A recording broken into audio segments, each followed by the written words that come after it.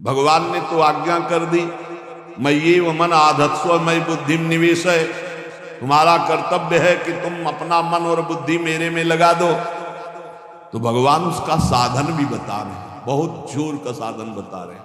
मन बुद्धि भगवान में कैसे अर्पित हो, तो श्री भगवान कह रहे मच्चित्ता मदगत प्राणा बोधयन्तः परस्परम कथयन्तश्च माम नित्यम तुष्यन्ति च रमन्ति च तेषां सततयुक्तानां भजतां प्रीतिपूर्वकं ददामि बुद्धियोगं तं येन मामुपयान्ति ते तेषामेवानुकंपार्थ। साथ में ये भी है तेषामेवानुकंपार्थ महमज्ञानजं तमः नाशयाम्यात्मभावस्थो ज्ञानदीपेन भास्वता। तेषामेवानुकंपार्थ, मेरी कृपा से हमें क्या करना, हमें भगवान में चित्त को जोड़ना है, ये हमारा कर्तव्य है। अंतःकरण एक ही है, उसको लक्षणों के कारण चार कहा गया है। अंतःकरण चतुष्टय, एक ही को चार रूप में कहा। जो निश्चय करने के कारण उसे बुद्धि कहा गया, मनन करने के कारण मन कहा गया, चिंतन करने के कारण चित्त कहा गया, और स्वीकृति क्रियाओं की भोक्तापन भाव की तो उसे अहंकार कहा गया। तो यहां मत चित्त, भगवत चिंतन निरंतर होता है। सबसे बड़ी साधना अनन्य चेता सत, अनन्य चिंतन, अनन्य चिंतयन्तो मां। ये बात पकड़ो, जो साधक ये बात नहीं पकड़ते वो उन्नति को प्राप्त नहीं होते। नियमावली की हो बस फिर मनमानी आचरण शुरू। हमारा नियम तो हो गया ना, गुरुदेव ने कहा हो गया, वो क्या नहीं, ये तो प्रारंभिक लगाने के लिए कहा गया है। साधना का स्वरूप है अनन्य चिंतन, अखंड तैल धारावत निरंतर भजन, सातु दीर्घकाल निरंतर सत्कार सेवितो दृढ़ भूमि। जो बहुत काल तक आदर सहित निरंतर नाम जप करता है, भगवत चिंतन करता है, वो सिद्ध हो जाता है, दृढ़ भूमि। अब उसका स्वतः भजन होने लगता है। भगवान कह रहे मत चित्ता, मेरे में चित्त। और चित्त का क्या स्वभाव है, जहां हम स्वीकृति करते हैं उसी का चिंतन करता है। जैसे हमने स्वीकृति कर लिया कि मैं पुरुष हूं, अब स्वाभाविक चिंतन बन रहा है, मुझे देखना है, मुझे खाना है, मुझे भोगना है, मुझे करना है, मैं। अब वो अहम सहित पूरी चिंतन वृत्ति इसी में लगी रहती है। बोले भजन नहीं होता, क्यों? क्योंकि स्वीकृति गलत है। अभी स्वीकृति हो गई मैं प्रियाजू का, अब स्वीकृति में बार बार आने लगा हमारी श्यामा जो, हमारी लाडली जो, हमारी प्रियाजू, उनके सिवा कोई हमारा चिंतन बदलने लगा। कैसे हमारा चिंतन बदला? भगवान ने अगला शब्द का मदगत प्राणा, प्राण जिसके मेरे में समर्पित है। प्राण समर्पित का मतलब है प्राण वायु को लेकर प्रधान है। भोजन न मिले, जल न मिले तो भी हम जीवित रह सकते हैं काफी समय तक, क्योंकि प्राण वायु, प्राण बलवान पुष्ट होते हैं अन्न और जल से, लेकिन प्राणों की सत्ता वायु से है। ये जो श्वास प्रश्वास है, भोजन हमें 4-6 दिन न मिले तो आराम से दिनचर्या चल सकती है, पानी 8-10 दिन न मिले तो भी दिनचर्या चल सकती है, ऐसा नहीं कि मर जाएंगे। लेकिन 2 मिनट वायु ना मिले तो मर जाएंगे, 2 मिनट वायु ना मिले तो प्राण मर। प्राण का सीधा संबंध वायु श्वासों से है, और प्रभु को प्राण समर्पित करने का मतलब हर श्वास नाम जप करना। मदगत प्राणा, हम पानी भी पिएंगे, भोजन भी पाएंगे तो प्रभु को समर्पित करके, और हर श्वास नाम जप करेंगे तो ये मदगत प्राणा होगा। मत चित्ता, निरंतर चिंतन करने के लिए हमें प्राणों को समर्पित करना होगा। हमारे प्राण समर्पित हैं, हम प्रसाद के द्वारा प्राणों का पोषण करेंगे, और हर श्वास प्रश्वास में नाम जप। श्वास ऊपर गई तो नाम जप, श्वास नीचे गई तो नाम जप। बोधयंता परस्परम, यदि हम किसी से बात करेंगे तो अपने प्रभु की चर्चा करेंगे, उसी प्रभु की चर्चा का कथन कथयंतश्च माम नित्यम, केवल भगवत चर्चा करेंगे, केवल। कभी कभी ये लोक कल्याण की भावना भी प्रपंच में उतार देती है। निवेदन है कि यहां कोई लोक वार्ता का प्रश्न लेकर के नावे, एक जगह तो बख्श दो जहां केवल भगवान के संबंध की चर्चा होने दो। श्रीधाम वृंदावन में आप आए हो तो प्रिया प्रीतम की चर्चा का प्रश्न करो, प्रिया प्रीतम की चर्चा सुनो, निहाल हो जाओगे। तुष्यंत च रमंत च, उसी में आनंद और संतोष होता है, भगवत चर्चा भी, और उसी में रमण। एक जगह तो रखो जहां तुम केवल प्रभु की चर्चा सुन सकते हो, प्रभु की चर्चा कर सकते हो। प्रपंच का तो बहुत विस्तार है। कथयंत च माम, माम भगवान कह रहे हैं, कथयंत च माम नित्यम तुष्यंत च रमंत च। चलते हैं हम भगवत मार्ग में, फैल जाते हैं फिर दुविधा युक्त संसार प्रपंच में। केवल भगवत चर्चा, कथयंत च माम, भगवान केवलम, केवल माम, मेरा।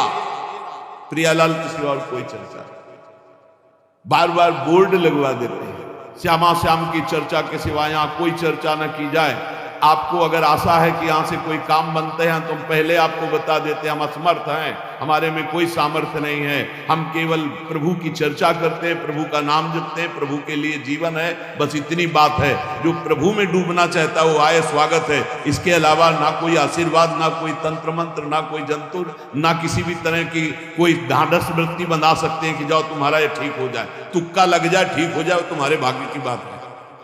यहां से कोई चमत्कार नहीं है, यहां एक ही चमत्कार है, मलिन मन को श्री भगवान में लगा देना, जीवन को जीवन मुक्त अवस्था में पहुंचा देना। निर्विकारता की स्थिति प्राप्त करने के लिए साधु समागम है। भगवान का आदेश है, यदि मुझे अनुभव करना चाहते हो, इसी जन्म में परमानंद की प्राप्ति करना चाहते हो, तो मय्येव मन आदत्स्व मयि बुद्धिम निवेशय। कैसे करोगे? भगवान कह रहे मत चित्ता, मेरे में चित्त लगाओ। चित्त कैसे लगेगा? चूंकि हम प्राणों से बहुत प्यार करते हैं, देह प्राण ते प्रिय कचुनाई, इसलिए भगवान को कहना पड़ा प्राण मेरे को समर्पित करो। कैसे समर्पित करें? जो खाओ पियो भगवान को भोग लगा के, और रात दिन नाम जपने, हर श्वास में भगवत चिंतन। अगर वार्ता करनी तो बोधयंता परस्परम कथयंतश्च माम नित्यम, केवल मेरी चर्चा। बड़ा दुर्लभ हो रहा है, भगवत चर्चा होना बड़ा दुर्लभ हो रहा है। भैया ये सब सुनो भरत भावी प्रबल, बिलख कहो मुनिनाथ, हानि लाभ जीवन मरण जस अपजस विधिहान। जब कर्मों का फल भोगने का आया तो महात्मा जी, और जब पाप कर्म करने जा रहे थे तो पूछ लेते हमसे कि हम पाप कर्म करने जा रहे हैं, आपकी अनुमति है क्या? तब नहीं, तब किस ना भगवान की याद की, न गुरु की याद की, मनमानी आचरण किए। तो अब भोग आया है, अब भोग लो, उसको भोगना पड़ेगा, वो यहीं मिलेगा तुझे। पति पत्नी परिवार संसार मित्र, इन्हीं में सब कलह अशांति मारपीट नाना प्रकार का। अरे पूछो मत, भगवान के चरणों का जब तक आश्रय नहीं लोगे तो यहां का ये प्रेम विवाह, यहां का प्रेम तुम्हें शांति प्रदान नहीं कर सकता। भगवत भाव रखोगे, हर परिस्थिति को शांति पूर्वक निर्वाह। ये जीवन काटना भी एक कला है। मनुष्य जीवन कोई पशु जीवन नहीं है। अगर अध्यात्म नहीं तो आप इसको जी नहीं सकते, आप इस जीवन को नहीं जी सकते। अशांत रहोगे, क्लेशित रहोगे, परेशान रहोगे। जीवन की कला है, द्वंद्वों में क्षमता, संपूर्ण जगत में रहते हुए ममता रहित हो जाना, संपूर्ण क्रियाएं करते हुए अहंकार रहित हो जाना, अभी जीवन मुक्तता का आनंद आ जाए। तो मत चित्ता मदगत प्राणा बोधयंता परस्परम कथयंत च माम नित्यम तुष्यंत च रमंत च। हमारा उद्देश्य भगवत प्राप्ति का है।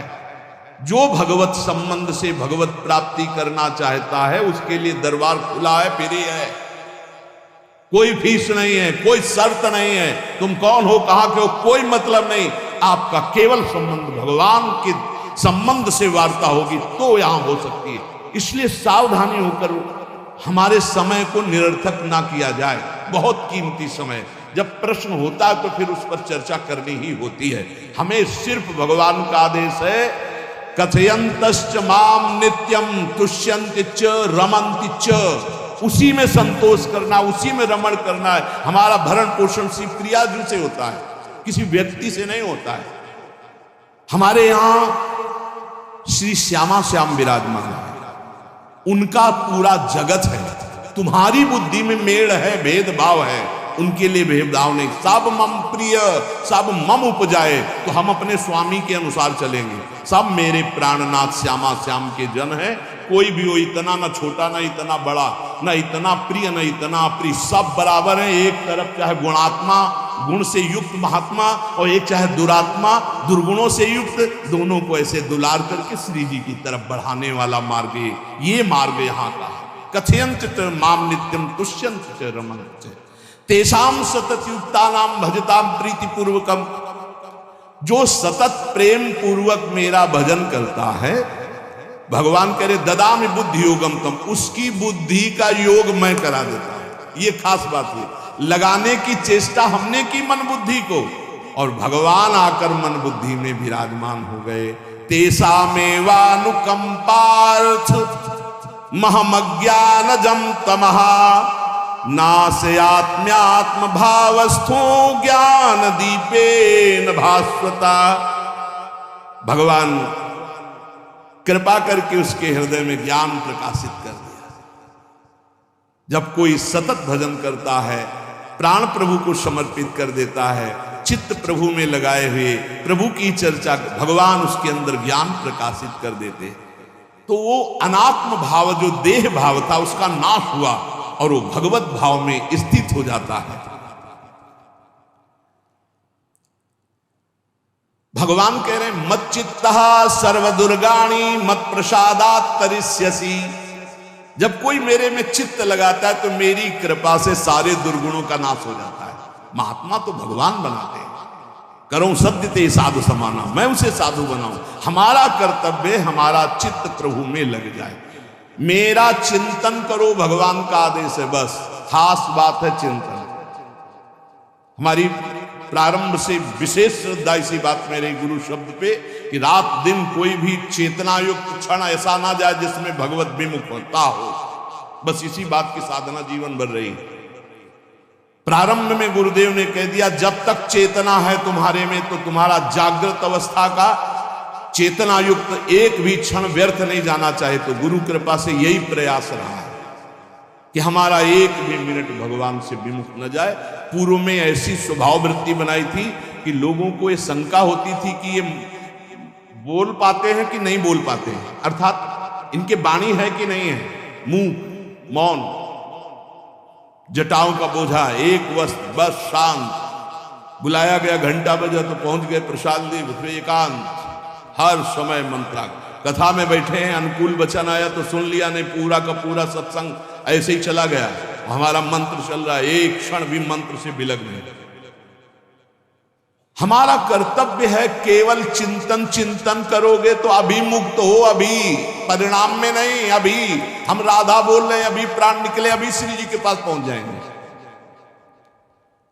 भगवान की कृपा का बल और साधन का तुम्हारा पूरा प्रयास प्रयत्न, ध्यान रखो, दो से सिद्धि प्राप्त होती है। भगवान की कृपा का बल और आपकी पूरी साधना का प्रयास प्रयत्न, कायरता नहीं। भगवान की कृपा का बल और तुम्हारा पूरा प्रयास, पूरा प्रयत्न। देखो भगवान की दर्शन वृत्ति हृदय में जागृत हुई ध्रुव जी की, पद को लेकर, कामना को लेकर। मैं भगवान का साक्षात्कार करूंगा, उनसे वरदान मांगूंगा कि मुझे सबसे श्रेष्ठ पदवी की प्राप्ति हो। चले भगवान नारद जी मिले। पहला प्रलोभन, चलो अभी तुम्हें इस सम्राट पद नकार दिया। फिर भय, सांप हैं, बीछी हैं, जंगल के बड़े, और फिर यक्ष राक्षस, न जाने कौन कौन है। तुम अभी बालक हो, तुम्हें खा जाएंगे, तुम क्या तपस्या करोगे, क्या भजन? नहीं, इससे भी नहीं। कुछ भी हो कदम वापस नहीं जाएंगे, अब तो हरि की प्राप्ति। तो गुरु मंत्र दे दिया। 6 महीने बहुत ही देह भाव रहित होकर उच्च कोटि की साधना की। बालक होने पर यही मथुरा में, मधुपुरी में देह भाव रहित होकर के, क्योंकि जंगल में ऐसे ऐसे मच्छर बड़े बड़े ना, एक मच्छर मारे तो पूरा होश खराब हो जाए, पूरी चेतना जागृत। तो उस 5 वर्ष के राजकुमार के शरीर में कितने मच्छर चिपके रहे होंगे, क्या क्या भयावह। हमने तो सैनपुर में देखा, आसन लगा बैठे, काला नाग सांप ऐसे फुसकार रहा है। पूरा दृढ़ निश्चय है कि अगर ये काटने का समय है तो काट लेगा, नहीं काटना तो बिल्कुल नहीं काटेगा, बैठे रहो। वैसे पास से निकल गए, छाती से भी निकल गए हैं। निश्चय कि अगर काटना है काट। सैकड़ों बिच्छू कभी ऐसे डंक नहीं मारा। और अगर काटना हो मारना हो ना तो बढ़िया महल में बैठे हो तो वहां जाके काट लेंगे। ध्रुव जी अपनी निष्ठा से कभी नहीं विचलित हुए। अब जब भगवान सामने आए तो आखिरकार 5 वर्ष के बालक घबरा गए। भगवान का तेज, भगवान का रूप, भगवान की महिमा। भगवान मुस्कुराए, कृपा दृष्टि से देखे, बल मिला, भगवान को देख पा रहे हैं। अब मन में आया कि मैं स्तुति कैसे करूं, क्योंकि कोई ज्ञान तो है नहीं। भजन किया, भगवान की प्राप्ति हो रही, लेकिन अब कोई ऐसा ज्ञान तो है नहीं जिससे भगवान का स्तवन करे। भगवान की तरफ देख करके कुछ कहना चाहते हैं, पर क्या भगवान को कहें ये ज्ञान नहीं। तो भगवान ने अपने ज्ञान स्वरूप शंख का गुरु जी के कपोल पे स्पर्श करा दिया। जो भगवान कह रहे, ज्ञान तो मेरी कृपा से होता है। अभी पीछे श्लोक में भगवान ने कहा, तेसा मेवानुकंपार्थो महमक ज्ञानजम तमः नाशयाम्यात्म भावस्थो।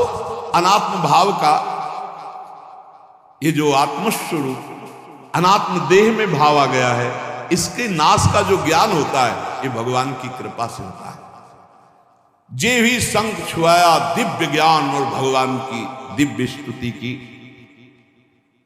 तो ये देखा जाता है कि भगवान की कृपा से ही साधक में दिव्यता आती है, दिव्य ज्ञान आते हैं। पर प्रयत्न अपना होना चाहिए। प्रयत्न था तभी तपस्या में आए, नहीं तो प्रलोभन में फंस जाते या भय में डर जाते। ना प्रलोभन में फंसे चक्रवर्ती सम्राट पद देने पर, और ना भय में फंसे कि सांप बिच्छी और सिंह खा जाएगा, इससे भयभीत नहीं हुए। और प्रयत्न इतनी जोर का किया, आप भागवत में पढ़ लीजिए, देह भाव रहित होकर कितना कठोर तप, 6 महीने में भगवत साक्षात्कार। आत्मबल, भगवत कृपा बल। ये मन है बहुत डराता है, कैसे जिएंगे, बुढ़ापे में कौन सेवा करेगा, क्या दुनिया का प्रपंच खड़ा कर देता है। इसको इसी ज्ञान से काटो। भगवान है ना, भगवान सब, भगवान के लिए हमने जीवन दिया। ये जीवन भगवान के लिए है। अरे दिव्य हो जाओगे, रिद्धियां सिद्धियां हाथ जोड़े खड़ी रहेंगी। भगवान जानते हो क्या भगवान है। हम एक बार भगवान के नाम पर अपने आप को न्यौछावर तो करके देखें, पर ये अहंकारी जीव मानता नहीं। ये अहंकार का बल लिए रहता है। आसुरी प्रकृति है ये अहंकार। अहंकारम बलम दर्पम कामम क्रोधम च संश्रिताः। जिसके अंदर ये आसुरी प्रवृत्ति अहंकार होता है, उसमें काम क्रोध लोभ ये भरपूर होते हैं। कहां से भगवत प्राप्ति होगी। जहां ये दुश्मन रहते हैं वो घर तो तुमने सुरक्षित दे रखा है दुश्मनों को। आसुरी प्रकृति को तुमने, अहंकार को अपना स्वामित्व दे रखा है। मैं वो अहंकार जिसके साथ प्रकृति लगती है। जब अहंकार और बढ़ जाता है तो ईश्वरोहम अहम भोगी सिद्धोहम बलवान सुखी। तरंग से समुद्र नहीं होता, समुद्र से तरंग होती है। हम जितने भी हैं सब तरंग हैं उस परमात्मा की। वायु विकार नष्ट हुआ, समुद्र में ही लीन हो गए, ये बात है। लेकिन एक तरंग समुद्र नहीं पैदा कर सकती। एक सूर्य चमक रहा, कोई बन के सूर्य दूसरा चमक के दिखाए। बहुत सावधानी से उपासना करो। ये अहंकार, भगवान कह रहे हैं, भगवान ये जो अहंकारम बलम दर्पम कामम क्रोधम च संश्रिताः, इस अहंकार को नहीं मिटाया तो ये अनुभव कराने लगता है और 4 बोलने लगते हैं कि आप तो भगवान हैं। तो धर्म सम्राट करपात्री जी, इतने सिद्ध महापुरुष, और विश्वेश्वर विश्वनाथ जी की स्थापना करके रात दिन आराधना। काशी में बड़े बड़े सिद्ध महापुरुष भगवान शिव की आराधना करते। बड़े बड़े सिद्ध महापुरुष भगवती अम्बा की आराधना करते। ये कौन सा ज्ञान प्रकट हो जाता है जो भगवत स्वरूपों का अपमान होने लगता है? मुझे यही समझ में नहीं आता। गुरु रूप से हमें शास्त्र के आचरण देने आए, मनमानी भ्रष्टाचार सिखाने नहीं आए। आज तक कभी कहीं भी भगवत स्वरूपों का अपमान महापुरुषों द्वारा नहीं हुआ। महापुरुष और भगवान में अंतर ने पक्का मुझे विश्वास, हम तो चराचर जगत को भगवत स्वरूप मानते हैं, लेकिन आचरण कराने के लिए आचार्य गुरुदेव जैसे चले वैसे ही चलना होता है। सदैव संतों ने अपने को अधम और तुच्छ और नीच कहा है। हनुमान जी जैसा कोई ज्ञानी, महाबली, कोई त्यागी, कोई ब्रह्मचारी, बैरागी, हनुमान जी जैसा कोई त्रिभुवन में द्वितीय हुआ हो तो बता दो। अतुलित बलधामम हेम शैलाभदेहम दनुजवन कृषानु ज्ञानिनाम अग्रगण्यम। अरे जय गिर चरण दे हनुमंता चले सुगा पाताल तुरंता। हजार हजार को पकड़ के कछु मारिस कछु मर्दिस कछु मिले से धर धूरी। अब विभीषण जी से कैसे परिचय बता रहे? प्रात ले जो नाम हमारा तेहि दिन ताहि ना मिले आहारा। असमय अधम सखा सुनु मोहू पर रघुबीर। क्या दैन्यता का स्वरूप हनुमान जी। भगवान से जब हनुमान जी मिल रहे तब उनसे प्रभु आप पूछ रहे हो कि नाथ एक मैं मंद मोह बस ज्ञानी नाम अग्रगण्यम। एक मैं मंद मोह बस कुटिल हृदय अज्ञान पुनि प्रभु मोहि विसारेऊ दीन बंधु भगवान। जय प्रणतारित भंजन चरणों में लौट गए हनुमान जी। सबरी जी भगवान सामने बैठकर स्तुति करते हैं। जो नवधा भक्ति वो उपदेश नहीं है, सबरी जी की स्तुति है। ये सब भक्ति सबरी जी में विराजमान, क्योंकि उसी समय सबरी जी भगवत धाम जाती है तो उपदेश तो उसको दिया जाता है जो आचरण में उतारे। सबरी जी तो सिद्ध महापुरुष अभी भगवत धाम जा रही भगवान के सामने। वो क्या कहते? अधम ते अधम अधम अति नारी तीन मह में मति मंद अघार। हरिवंश महाप्रभु क्वाहम तुच्छ परम अधम प्राण्य हो गर्ह कर्मा यत्त नाम स्फुरति महिमा हेश वृंदावनस्य। इन सब बड़े बड़े आचार्य महापुरुषों ने भगवान की दास्ता स्वीकार करके जीवन अर्पित करके आचरण करके दिखाए। जहां ये आसुरी अहंकार होता है तो ईश्वरोहम महम भोगी सिद्धोहम बलवान। ये सिद्धावस्था नहीं है, ये तमोगुणी आसुरी अहंकार का परिणाम है जो ये दिखाई देता है भगवत स्वरूपों का अपमान करके। नहीं, यद्यपि अभेद है वो महापुरुष शिव और वो अभेद है, पर आचरण जब करेगा तो स्वामी और सेवक करेगा। काशी नगरी सिद्धों की नगरी है, ज्ञानियों की नहीं। देखा बड़े बड़े सिद्ध परमहंस जाते हैं शंकर जी के दर्शन करने, विश्वनाथ जी के, तो जिनकी कमंडल भी नहीं, दिगंबर है ना, वो भी ऐसे हाथ उठा के नमः पार्वती पते और बस ऐसे सर झुकाए खड़े रहते हैं। जल भी नहीं है, पत्र भी नहीं है, ऐसे वो हम सब खड़े खड़े घंटों खड़े रहते। तो वहां के शिव पार्षदों से ऐसा करुणा में प्रेम हो गया था कि वो हमें नहीं हटाते थे, तो एक कोने में घंटों खड़े रहते थे और दर्शन करते रहते थे भगवान विश्वनाथ। तो जैसे ऐसे अवधूत आते, न कोई जल का कमंडल है, न कोई पत्र है, न नजदीक गए, नमः पार्वती पते हार हार महादेव, बस सर झुकाए ये है। और स्वयं शिव स्वरूप है, इतना अंतर नहीं ब्रह्मबोध में। भक्तों में भी कभी कभी आम प्रकट होता है, वो वाणी से आपको दिखाई देगा, लेकिन वो आसुरी अहंकार नहीं होता है। ध्यान रखना, ये उनका भागवतिक बल होता है, ये आसुरी अहंकार नहीं होता। जैसे जनक जी की सभा लगी हुई है, भगवान श्री राम लक्ष्मण जी विराजमान है विश्वामित्र जी के समीप बड़े सौम्य भाव से। जनक जी महाराज ने देखा कि बड़े बड़े वीर आए पर धनुष यज्ञ में धनुष को अजगों को कोई उठा ही नहीं पाया, खंडन की तो बात जाने दो। रावण बाणासुर आया, आरती प्रणाम करके चले गए। अब आशा ही खत्म हो गई, कोई उठाने वाला ही नहीं। तो उन्होंने कहा वीर विहीन मही मैं जानी। अब मैं आज जान गया कि पृथ्वी वीरों से रहित हो गई। अगर मैं ऐसा जानता कि इस भूमंडल में कोई वीर ही नहीं अजगों का खंडन करने वाला, तो मैं ऐसा प्रण नहीं लेता मेरी जान की कुंवारी रह जाएगी। ऐसे विकल होके वीर विहीन मही मैं जानी। जनक जी ने इतनी बात जे ही कही तो लक्ष्मण जी कूद पड़े सिंह शावक की तरह उछलकर, और कहा कि जहां रघुकुल भूषण भगवान श्री राम विराजमान हो जनक, ये बड़ी तुमने निराशापूर्ण बात कैसे कह दी?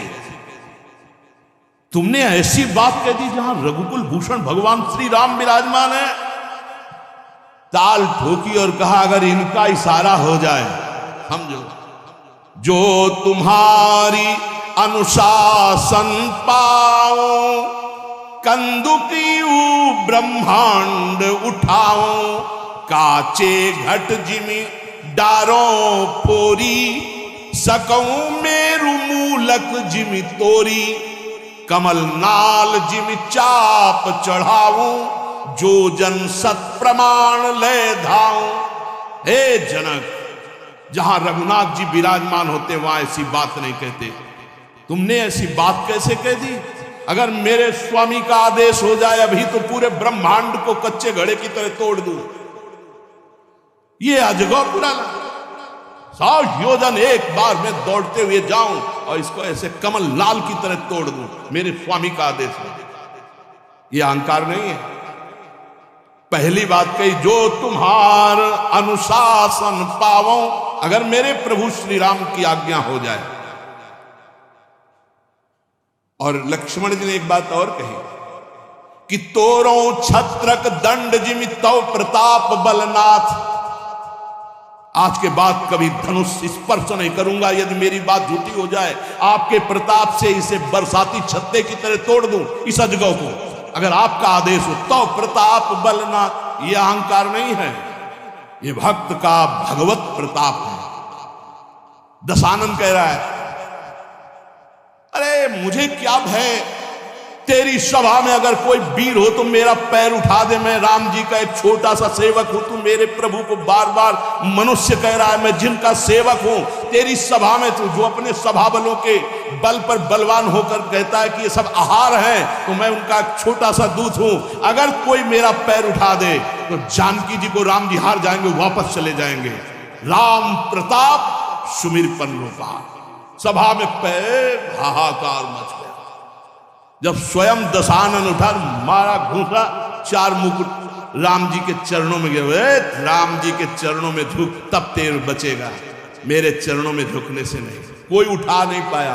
ये अंगत का अहंकार नहीं, ये भक्त का भगवत प्रताप होता है। राम प्रताप सुमेरी परण रूपा। राम प्रताप हरिवंश प्रताप ही जानत है, हरिवंश प्रबोध प्रमाणत है, हरिवंश सुसर्वस्व है तिनके, सुख संपत्ति दंपति जो जिनके। लक्ष्मण जी कह रहे, सकऊं मेरु मूलक जिमि तोरी, जैसे मूली तोड़ दिया जाता 4 लाख योजन का सोने का पहाड़ सुमेरु, ऐसे उखाड़ के तोड़ के फेंक दूं। भगवान अपार सामर्थ्यशाली।